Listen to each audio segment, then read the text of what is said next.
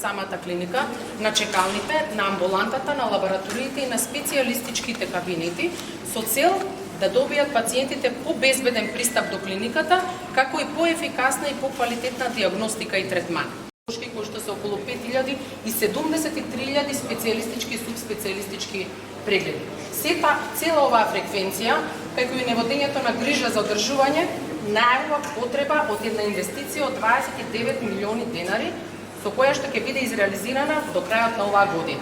Гинекологија и акушерство секогаш ги воведувала најновите современи техники и диагностички и терапевски, па така уште во 2000 година првото инвитро е направено кај нас и првото бебе од инвитро е родено во 2000 година на Универзитетската клиника за гинекологија и акушерство.